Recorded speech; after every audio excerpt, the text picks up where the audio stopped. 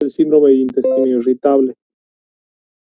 La definición, según el último consenso, el síndrome de intestino irritable es un trastorno intestinal funcional en el que la defecación se acompaña de dolor o molestia abdominal o alteraciones del hábito del movimiento intestinal. Es frecuente que se acompañe de hinchazón, distensión abdominal y alteraciones en la defecación. Como se dice ahí, es funcional. Lamentablemente no se encuentra una razón, una causa aparente a todo esto, ¿sí? Es la manifestación funcional digestiva más común. Afecta a cualquier persona en algún momento de su vida. Los síntomas pueden ser variables, desde dolor abdominal, diarrea, estreñimiento.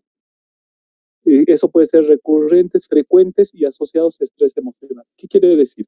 Son pacientes que en momentos de estrés pueden desarrollar algún grado de alteración motora gastrointestinal. Yo les voy a dar un ejemplo. A ver, conmigo mismo. Cuando yo estaba estudiando en la Facultad de Medicina y tenía mis épocas de parciales, que todos sabemos son cada semana un parcial, me venía episodios de diarrea terribles y yo lo asociaba a lo que iba a comer de Doña Luz y siempre decía, esto es lo que me ha hecho mal, pero no. Posteriormente he dejado de ir a comer donde Doña Luz y tan frecuente y empecé en la residencia médica a tener lo mismo. Entonces, ese es el diagnóstico de síndrome de intestino irritable. Alteraciones digestivas que puede ser estreñimiento, diarrea, etcétera, asociados al estrés. El 50% de los casos son referidos al gastroenterólogo. Hay diferentes términos: colon irritable, colon espástico, colitis espástica, colitis mucosa, síndrome del ángulo esplénico, enfermedad intestinal funcional, enfermedad intestinal psicofisiológica, intestino nervioso y colopatía funcional o de alteración compleja. La patogénesis es desconocida. Los hallazgos clínicos y laboratorios indican únicamente alteración de la motilidad. Esto ha sido por estudios de manometría endoanal más que todo, cuando se ve alteraciones en todas las contracciones gastrointestinales de la musculatura gastrointestinal. La motilidad colónica muestra contracciones irregulares, lentas o contracciones rápidas aumentadas. La respuesta alterada a determinados factores emocionales, alimentos, hormonas gastrointestinales o a la distensión colónica, la hiperalgesia visceral, se han descrito alteraciones en la motilidad esofágica y del intestino delgado. ¿Qué quiere decir? Cuando pasa todo esto, son pacientes que tienen en procesos de estrés una alteración de los movimientos de contracción regulares total. Es un caos en ese momento. Es por eso que muchos pacientes o pueden estar estreñidos o pueden presentar diarrea. Patogénesis: los pacientes que han tenido gastroenteritis desarrollan intestino irritable postinfeccioso porque hay alteración de la motilidad y alteración de la flora intestinal. Acá tenemos, ustedes tienen síntomas que les hacen pensar en síndrome de intestino irritable. No hay características de alarma, ¿cuál? Dolor peritonítico, deposiciones con sangre, pérdida de peso importante, o has vomitado sangre, o tienes una masa abdominal, nada. Y eres menor de 50 años. Si no hay diarrea y hay una baja prevalencia de parasitosis intestinal y una baja prevalencia de enfermedad celíaca, ¿qué tienes que pedir? Pruebas sensibles, un hemograma completo, más velocidad de eritrosedimentación y diagnóstico basado en síntomas, más un examen coproparasitológico. ¿Sí? Siempre, siempre.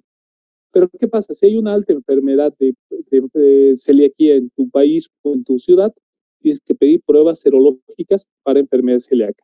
Si hay una alta prevalencia de parasitosis, estudio de materias fecales sí o sí. Y si la diarrea es persistente, serología para enfermedad celíaca, examen de heces fecales y hasta tienes que pensar en una endoscopía y colonoscopía. La clínica generalmente es dolor abdominal espasmódico con alteraciones del tránsito intestinal, ya sea diarrea o estreñimiento. No hay compromiso del estado general. Casi nunca despiertan por dolor. ¿Qué quiere decir? Ese es un buen dato. Tú tienes diarrea, pero hay un rato en que para la diarrea te duermes y ya no tienes diarrea. Es lo que lo diferencia de una parasitosis. Ahí no te importa si te duermes, algo, te viene la diarrea y te despiertas y vas corriendo y se acompaña de dolor. Los síntomas que duran meses o años están relacionados mucho con el estrés y se alivian con la defecación. Hay múltiples consultas médicas y exámenes complementarios. Son pacientes que ya son poliestudiados, hasta se los ha considerado hipocondríacos. Entonces, son pacientes que te van a venir con un chorizo de estudios. Es lo que tienen que tener mucho en cuenta. Al examen físico, el paciente es saludable, muchas veces va a estar tenso o ansioso. El abdomen puede tener el signo de la cuerda cólica evidente y tiene sensibilidad a la palpación. El tacto rectal puede ser doloroso y casi siempre tiene una ampolla vacía o presencia de heces duras en el caso de que se presente un síndrome de intestino irritable con estreñimiento. El diagnóstico es excluir otras enfermedades. Laboratorios de rutina, hemograma, más velocidad de eritroalimentación, más prueba de sangre oculta en heces en materia fecal. Si tiene diarrea, coproparasitológico con su copropulsivo, y hasta puedes pedirle rectosigmoidoscopía flexible o el colon por enema. Otros estudios, cuando son pacientes con estreñimientos o con mucho cambio en el hábito, lo que es la serie esófago-gastroduodenal, ecografía abdominal, hasta llegar a la tomografía. Los síntomas extraintestinales también son muy comunes a los asociados al síndrome de intestino irritable. Tenemos urgencia miccional, dispareunia, dismenorrea, dolor de espalda, fibromialgia, cefalea, insomnio, fatiga crónica y vértigo. Eso tienen que estar atentos porque les hace dudar en el tratamiento y piensan que, en el diagnóstico, y piensan que es otra patología. Acá tenemos criterios de Manning de 1978. ¿Cómo vas a llegar? ¿Qué es lo que te va a hacer pensar que es un síndrome de intestino irritable? Ha empezado con características clínicas. Primero, dolor abdominal inferior, que se empeora con las comidas, que se alivia con la defecación, tiene evacuaciones más frecuentes al inicio del dolor y deposiciones disgregadas al comienzo del dolor. No se despierta al paciente. Si tú te duermes, se calma toda la sintomatología. Tiene una distensión abdominal evidente, deposiciones escasas, síntomas crónicos con etapas de mejoría y exacerbación y síntomas que empeoran durante periodos de estrés. Luego tenemos los criterios de Roma. Se reúnen los gastroenterólogos en 1991 y definen, vamos a estandarizar cómo vamos a diagnosticar el síndrome de intestino irritable. Vamos a poner criterios diagnósticos. Primero, el dolor abdominal o malestar. Se alivia con la defecación, está sí o no asociado a cambio en la frecuencia de las heces y asociado con cambio en la consistencia de las heces. Tiene dos o más de los siguientes signos: frecuencia alterada de las heces, forma alterada de las heces, pueden ser duras, acuosas o sueltas. Una alteración de la expulsión de las heces al esfuerzo, urgencia o sensación de evacuación incompleta, evacuación con moco y sensación de distensión abdominal. Si ustedes se dan cuenta, entre 1978 hasta el 1991 nos hemos vuelto más específicos. Tenemos que tener dos o más de estos diagnósticos para tener el diagnóstico de colon irritable o intestino irritable. Pero, ¿qué pasa? Se han vuelto a reunir en el año 2000 y han puesto los criterios de Roma 3, donde son mucho más específicos. ¿Por qué? Es una patología muy difícil de manejar. Haces todos los exámenes sabidos por haber y esto lo haces por descarte. Entonces, ¿qué tenemos? Instalación de los síntomas por lo menos 6 meses antes del diagnóstico. Dolor o molestia abdominal recurrente durante más de 3 días por mes en los últimos 3 meses. Y por lo menos 2 de las siguientes características. Mejora con la defecación, se acompaña de alteraciones de la frecuencia de la deposición y variaciones en la forma de la deposición.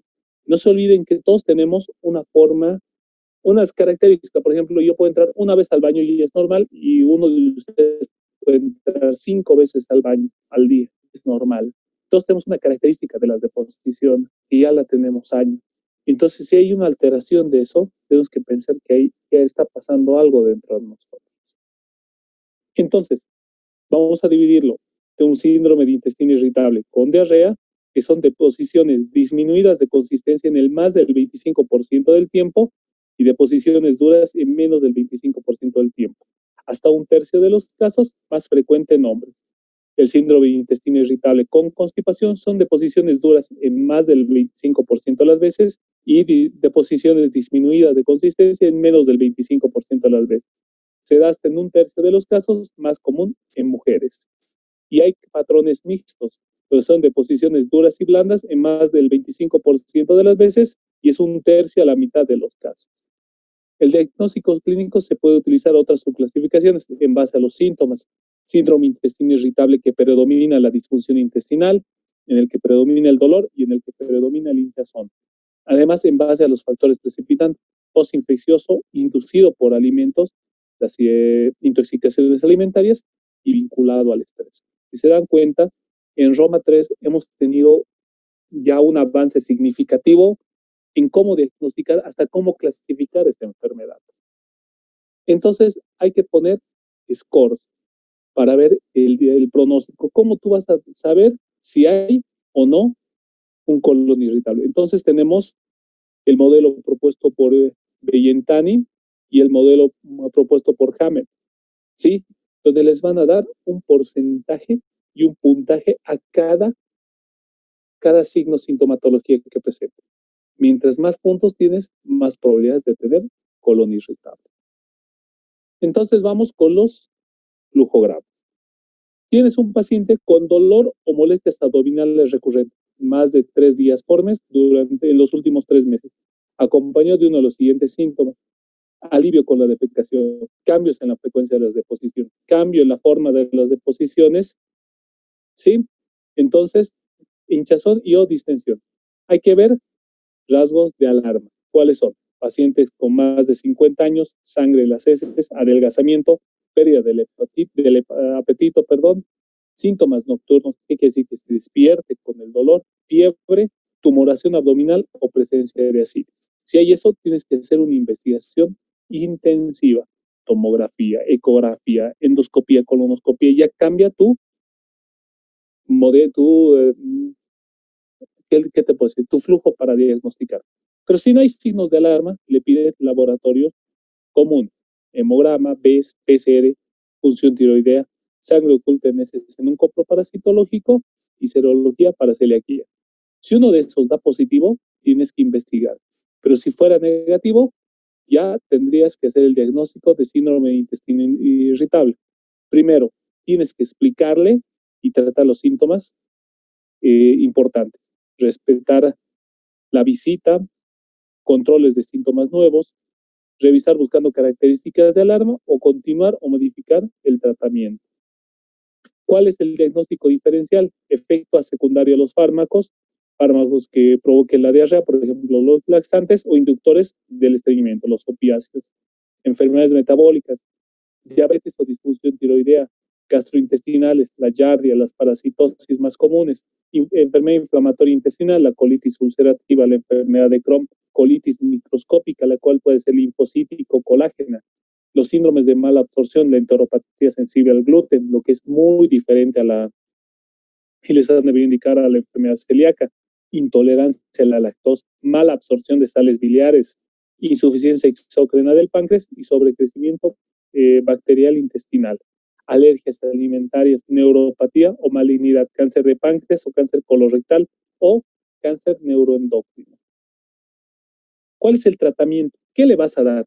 Después de que estudias todo lo que hemos visto, le pides los laboratorios y todo es negativo, ahí ya tienes un punto en decir: momento, esto puede ser un síndrome de intestino irritable. La cosa ahora es cómo lo voy a manejar. Primero, tienes que ver la dieta. Si hay intolerancia, si es intolerante a la lactosa, te dice: tomo leche y me hace mal, evitar los lácteos es lo primero que vas a hacer. Fibra vegetal aumenta el volumen de las heces, acelera el tránsito y aumenta la expulsión de gases. Tienes que ver, si son pacientes que tienen estreñimiento, una dieta rica en fibra te va a ayudar de sobremanera. Pero si está con diarrea, totalmente tienes que darle una fibra más astringente, con mayor consistencia, más carbohidratos fibrosos como la papa, el chuño, etc. Y la psicoterapia. ¿Por qué? Es muy importante este punto porque las personas que sufren el síndrome de intestino irritable son personas que ante cualquier evento se pueden hasta desmoronar. Entonces ustedes tienen que tener mucho tacto hablando con estas personas, intentar calmarle y casi siempre llevarlos al psicólogo, que expresen sus miedos, que expresen sus tensiones para que se los pueda manejar de manera adecuada. Los fármacos le pueden dar coloides hidrofílicos, antidiarreicos como la loperamida, antiespasmódicos como el espasmodiazol, bloqueadores del canal de calcio como el bromuro de pinaverio y los antagonistas de 5-HT como es el tagacerol. ¿Qué usamos aquí? Los antidiarreicos y antiespasmódicos. Con esto es más que suficiente. A todos los pacientes tienes que darles suficiente soporte emocional, porque la mayoría de ellos es lo que tienen cáncer. Lo primero que te van a decir, tengo cáncer, dígame de una vez, tengo cáncer. Y reducción del estrés, tienen que hacer alguna actividad que los relaje, gimnasio, piscina, que vayan a tejer, que hagan lo que quieran para relajarse. Paciente con dolor abdominal y estreñimiento, aumentar la fibra, pero evitando los laxantes sobre todo. Y si tiene diarreico, antidiarreicos y muchas veces hasta han indicado aumentar la fibra, porque no se olviden que son pacientes con trastornos motores, no de la absorción, ¿sí? Entonces, este es un tema todavía a debatir. Hay muchos médicos que indican que el uso de fibra en estos pacientes ayuda de sobremanera a mejorar, lo cual sería muy contradictorio, y otros dicen que no hay que darles nada de eso. Los prebióticos, vamos a hablar de algunos de los medicamentos, son alimentos no digeribles, fermentables, que estimulan la estimulación selectiva de una especie o varias. Tenemos los oligosacáridos de la leche materna, etc. Los probióticos son organismos ingeridos en cantidad adecuada que ejercen un efecto beneficioso. Son bacterias buenas para vos. Tenemos los lactobacilos, bifidobacterium, el Saccharomyces, que son los más comunes. Parecen interferir en la adhesión y en la elevación de la flora patógena, y hay una modulación de las citoquinas. Por eso que como medida para el tratamiento del COVID se les está dando los probióticos por esta modulación de las citoquinas. Se les está dando como tratamiento de base. Y los simbióticos, que es una mezcla de ambos, probióticos y prebióticos. Aumenta la sobrevida y actividad de los probióticos y estimula el desarrollo de ciertas bacterias.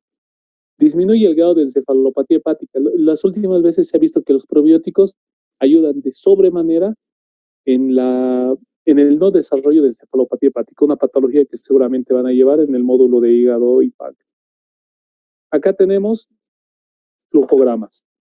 Paciente con síndrome de intestino irritable, Roma 3, con subtipo de estreñimiento o alteración con predominio de estreñimiento. Tienes que pedirles medidas higiénico-dietéticas, ¿no? Tranquilizar e informar todo. Si después de la charla hay mejoría, te lo manda a control. Si no hay, tienes que ver si el estreñimiento es el síntoma principal. Si no es, y hay dolor, malestar abdominal, como síntomas principales, se les da un antiespasmódico. Si hay mejoría, se lo manda a control. Si no, se lo maneja el estreñimiento. Si sí, se le da dieta con fibra. Si hay mejoría, control. Si no, se le puede cambiar a una fibra por agentes osmóticos. Si hay mejoría, control. Si no, tienes que descartar otro tipo de lesión. ¿Qué se le hace? Ahorita vamos a ver. Y si no hay mejoría del estreñimiento, se le puede dar antidepresivos, ¿sí? Si el estreñimiento es su mayor problema, se le da dieta con fibra. Si hay mejoría, control. Si no hay que ver el dolor o el malestar abdominal y se les da antiespasmódicos y se les cambia la dieta. Si es la diarrea el síntoma principal, se le tiene que dar loperamida, antidiarreico. Si hay mejoría, control. Y si no, ver si hay dolor abdominal o malestar abdominal. Si hay antiespasmódicos, y si no mejora con los antiespasmódicos, se les da antidepresivos. ¿Sí? Entonces hay que ver la dosis máxima de la loperamida de igual manera, no llegar hasta más de 8 miligramos cada 8 horas. Pero si la diarrea no es el síntoma principal, se lo tiene que estudiar de igual manera como en el anterior flujograma. ¿Cuándo vas a pedirle? Tienes que ver el estudio de laboratorios, si es predominante el estreñimiento o la diarrea. Pero si los laboratorios que le pides, el hemograma, BES, PCR, anticuerpos, antiglutaminasa, que es el diagnóstico de la celiaquía, y examen en ese sitio es normal, le pides colonoscopia. Y si es normal, le pides tránsito intestinal. ¿no? Y si este es normal, ya tienes un diagnóstico de síndrome de intestino irritable y le das una valoración psiquiátrica, antidiarreicos, mejorar la dieta y probióticos. Bueno, chicos, eso sería todo. No sé si hay alguna duda.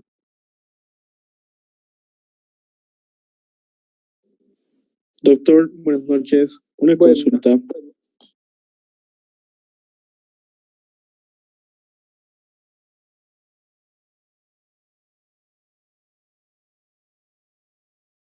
Hola a todos, soy el Dr. Beller y hoy les quiero hablar sobre un tema que me pidieron muchísimo en las redes sociales, que es la relación que hay entre la COVID-19 y la ivermectina. Es un video corto, la parte más extensa de fisiopatología y actualizaciones que hubieron de los artículos se los hice en el video de